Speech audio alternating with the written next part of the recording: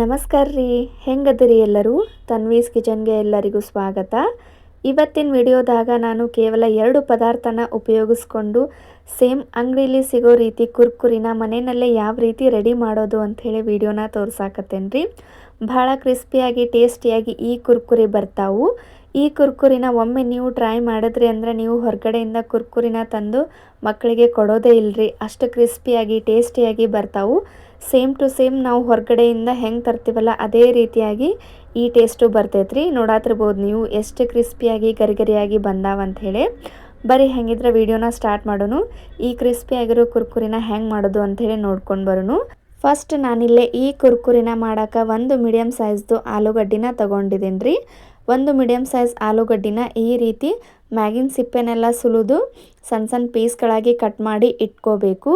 ನೀವು ಕುರ್ಕುರಿನ ಜಾಸ್ತಿ ಮಾಡೋದಾದ್ರೆ 2 ಆಲೂಗಡ್ಡಿನ ತಗೊಳ್ರಿ. ಮತ್ತು ಒಬ್ಬರಿಗೆ ಇಲ್ಲ ಇಬ್ಬರಿಗೆ ಮಾಡೋದಾದ್ರೆ ಒಂದು ಸಾಕು ಮೀಡಿಯಮ್ ಸೈಜ್ ಇದ್ದಿದ್ದು. ಈ ರೀತಿ ಕಟ್ ಮಾಡಿ ಇಟ್ಕೊಂಡಿಂದ ಇವಾಗ ಇದನ್ನು ಬಾಯ್ಲ್ ಮಾಡ್ಕೋಬೇಕ್ರಿ. ಒಂದು ಪ್ಯಾನ್ನ ಬಿಸಿ ಮಾಡೋಕ್ಕಿಟ್ಟು ಸ್ವಲ್ಪ ನೀರನ್ನ ಹಾಕಿ, ನೀರು ಸ್ವಲ್ಪ ಕಾದ ನಂತರ ಒಂದು ಸ್ವಲ್ಪ ಉಪ್ಪನ್ನ ಹಾಕಿ ಈ ಕಟ್ ಮಾಡಿ ಇಟ್ಕೊಂಡಿರುವಂಥ ಆಲೂಗಡ್ಡೆ ಪೀಸ್ನ ಹಾಕಿ ಒಂದು 2 ರಿಂದ 3 ನಿಮಿಷ ಕುದಿಸ್ಕೋಬೇಕ್ರಿ. ಆಲೂಗಡ್ಡಿನ ಜಾಸ್ತಿ ಕುದಿಸ್ಬಾರ್ದ್ರಿ. ಒಂದು ಸ್ವಲ್ಪ ಮೆತ್ತಗೆ ಆದ್ರೆ ಸಾಕು. ಜಾಸ್ತಿ ನಾವು ಪಲ್ಯಕ್ಕೆಲ್ಲ ಕುದಿಸ್ತೀವಲ್ಲ ಆ ರೀತಿ ಕುದಿಸ್ಕೊಳ್ಳೋದು ಏನೂ ಬೇಡ. ಒಂದು 3 ರಿಂದ 4 ನಿಮಿಷ ಕುದಿಸಿದ್ರೆ ನೋಡಿರಿ ಈಗ ಆಲೂಗಡ್ಡೆ ಕುದಿಯಾಕತ್ತಾವು. ಇಷ್ಟು ಕುದ್ರೆ ಸಾಕು. ಜಾಸ್ತಿ ಕುದಿಸ್ಕೊಂಡ್ರೆ ನೀರು ಆಗಿಬಿಡ್ತೈತ್ರಿ. ನಾವು ಕುರ್ಕುರೆ ಮಾಡೋಕೆ ಬರಂಗಿಲ್ಲ. ಇವಾಗ ಸ್ಟವ್ನ ಆಫ್ ಮಾಡಿಬಿಟ್ಟು ಇದನ್ನು ಪೂರ್ತಿ ನೀರನ್ನ ತೆಗೆದು ಶೋಧಿಸ್ಕೋರಿ ಆಲೂಗಡ್ಡೆನೆಲ್ಲ. ನಾನಿಲ್ಲೇ ಒಂದು ಮಿಕ್ಸಿಂಗ್ ಬೌಲ್ಗೆ ಟ್ರಾನ್ಸ್ಫರ್ ಮಾಡ್ಕೊಳಕತ್ತೇನೆ. ನೋಡ್ರಿ ಆಲೂಗಡ್ಡೆ ಇಷ್ಟು ಬೆಂದ್ರೆ ಸಾಕು. ಸ್ವಲ್ಪ ನಾವು ಕೈಲೇ ಪ್ರೆಸ್ ಮಾಡಿದ್ರೆ ಪೂರ್ತಿಯಾಗಿ ಮೆತ್ತಗೆ ಆಗಬೇಕು. ಇವಾಗ ಈ ಆಲೂಗಡ್ಡಿನ ಒಂದು ಸ್ವಲ್ಪ ತಣ್ಣಗೆ ಆಗಕ್ಕೆ ಬಿಡ್ರಿ. ಜಾಸ್ತಿ ಏನೂ ಬೇಕಾಗಿಲ್ಲ, ಸ್ವಲ್ಪ ಕೈಗೆಟುಗುವಷ್ಟಿದ್ರೆ ಸಾಕು. ಇವಾಗ ನೋಡ್ರಿ ಪೂರ್ತಿ ಆಲೂಗಡ್ಡೆ ತಣ್ಣಗೆ ಆಗೈತಿ. ಒಂದು 2 ನಿಮಿಷ ಬಿಟ್ಟು ನೋಡಾಕತ್ತೇನೆ. ಇವಾಗ ಈ ಆಲೂಗಡ್ಡಿನ ಪೂರ್ತಿಯಾಗಿ ಸ್ಮ್ಯಾಶ್ ಮಾಡ್ಕೋಬೇಕ್ರಿ. ಈ ರೀತಿ ಕೈಲೇ ಮಾಡ್ಕೊಂಡ್ರೆ ಒಳ್ಳೆಯದು. ನೋಡ್ರಿ ಈ ರೀತಿ ಪೂರ್ತಿ ಆಲೂಗಡ್ಡಿನ ಕೈಲೇ ಸ್ಮ್ಯಾಶ್ ಮಾಡ್ಕೋಬೇಕು. ಇವಾಗ ಇದಕ್ಕೆ ನಾನಿಲ್ಲೇ ಒಂದು ಆಲೂಗಡ್ಡೆ ತೊಗೊಂಡಿರೋದ್ರಿಂದ 3 ಟೀ ಸ್ಪೂನ್ ಅಷ್ಟು ಕಾರ್ನ್ಫ್ಲೋರ್ನ ತೊಗೊಳಕತ್ತೇನೆ ರೀ. ನೀವು ಕಾರ್ನ್ಫ್ಲೋರ್ನ ನೋಡ್ಕೊಂಡು ತೊಗೋರಿ. ನಾನು ಪೂರ್ತಿ ಸಣ್ಣ ಆಲೂಗಡ್ಡೆ ತೊಗೊಂಡಿದ್ದಕ್ಕೆ 3 ಟೀ ಸ್ಪೂನ್ ಅಷ್ಟು ತೊಗೊಂಡೇನಿ ರೀ. ನೀವು ಆಲೂಗಡ್ಡೆ ಸ್ವಲ್ಪ ಜಾಸ್ತಿ ಇದ್ರೆ ಅಥವಾ 2 ಆಲೂಗಡ್ಡಿನ ತೊಗೊಳಕತ್ರ ಸ್ವಲ್ಪ ಕಾರ್ನ್ಫ್ಲೋರ್ನು ಜಾಸ್ತಿ ತೊಗೊಳ್ಬೇಕಾಕೈತಿ. ಕಾರ್ನ್ಫ್ಲೋರ್ನ ಹಾಕಿಂದ ಒಂದು ಅರ್ಧ ಟೀ ಸ್ಪೂನ್ ಅಷ್ಟು ಕಾಳು ಮೆಣಸಿನ ಪೌಡ್ರು, ಆಮೇಲೆ ಅರ್ಧ ಟೀ ಸ್ಪೂನ್ ಅಷ್ಟು ಚಿಲ್ಲಿ ಫ್ಲೇಕ್ಸ್, ಒಂದು ಚಿಟಿಕೆ ಅಷ್ಟು ಜೀರಿಗೆ ಪುಡಿ, ಸ್ವಲ್ಪ ರುಚಿಗೆ ಎಷ್ಟು ಬೇಕೋ ಅಷ್ಟು ನೋಡಿಕೊಂಡು ಉಪ್ಪು, ಒಂದು ಸ್ವಲ್ಪ ಈ ರೀತಿ ಒಣಗಿರೋ ಕರಿಬೇವನ್ನ ಹಾಕಿ ಮಿಕ್ಸ್ ಮಾಡ್ಕೊಳಕತ್ತೇನೆ. ಕರಿಬೇವು ಬೇಡ ಅಂದರೆ ನೀವು ಕೊತ್ತಂಬರಿ ಕೂಡ ಹಾಕಿ ಮಿಕ್ಸ್ ಮಾಡ್ಕೋಬೋದು. ನೋಡಿರಿ ಈ ರೀತಿ ಮಸಾಲೆ ಎಲ್ಲ ಹಾಕಿ ನೀಟಾಗಿ ಒಂದು ಸ್ಪೂನ್ ತೊಗೊಂಡು ಮಿಕ್ಸ್ ಮಾಡ್ಕೋಬೇಕ್ರಿ. ನೀವು ಚಿಲ್ಲಿ ಫ್ಲೇಕ್ಸ್ ಇಲ್ಲ ಅಂದ್ರೆ ಖಾರ ಪುಡಿನ ಹಾಕ್ಕೊಂಡ್ರೂ ನಡಿತೈತಿ. ನೋಡಿರಿ ಈ ರೀತಿ ಮಿಕ್ಸ್ ಮಾಡ್ಕೊಂಡಿಂದ ಇವಾಗ ಇದಕ್ಕೆ 1 ಟೀ ಸ್ಪೂನ್ ಅಷ್ಟು ಅಡುಗೆ ಎಣ್ಣೆನ ಹಾಕಿ ನೀಟಾಗಿ ಮಿಕ್ಸ್ ಮಾಡ್ಕೊಳಕತ್ತೇನೆ. ಈ ರೀತಿ ನೀಟಾಗಿ ಮಿಕ್ಸ್ ಮಾಡ್ಕೊಂಡಿಂದ ಇವಾಗ ಸ್ವಲ್ಪ ಕೈಗೆ ಅಡುಗೆ ಎಣ್ಣೆನ ಹಚ್ಕೊಂಡು ಈ ರೀತಿ ಪೂರ್ತಿಯಾಗಿ ಕಲಿಸ್ಕೋಬೇಕ್ರಿ. ಜಾಸ್ತಿ ಚಪಾತಿ ಹಿಟ್ಟು ಕಲಿಸ್ತೇವಲ್ಲ ಆ ರೀತಿ ಒತ್ತಿ ಕಲಿಸೋದು ಬೇಡ. ಈ ರೀತಿ ಸ್ವಲ್ಪ ಸ್ಮೂತಾಗಿ ಕಲಸಿರ ಸಾಕ್ರಿ. ನೋಡಿರಿ ಇವಾಗ ಹಿಟ್ಟು ರೆಡಿ ಆಗೈತಿ.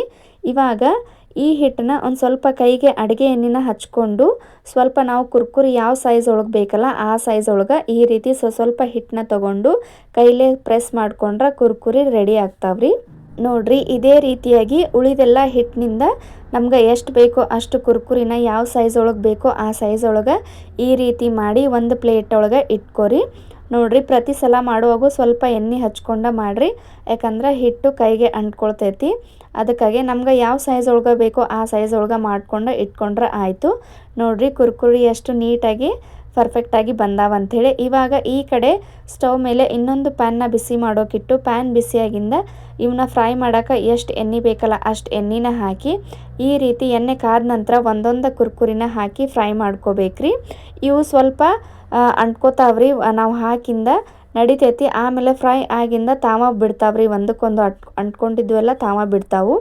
ನೋಡಿರಿ ಹಿಂಗೆ ಎಲ್ಲ ಕುರ್ಕುರಿನೂ ಹಾಕಿ ಫ್ರೈ ಮಾಡ್ಕೊಂಡಿಂದ ಒಂದು 2 ರಿಂದ 3 ನಿಮಿಷ ಬಿಟ್ಟು ಇದನ್ನು ಒಂದು ಸ್ಪೂನ್ ತೊಗೊಂಡು ಈ ರೀತಿ ಸುತ್ತ ನೀಟಾಗೆ ಫ್ರೈ ಮಾಡ್ಕೊರಿ.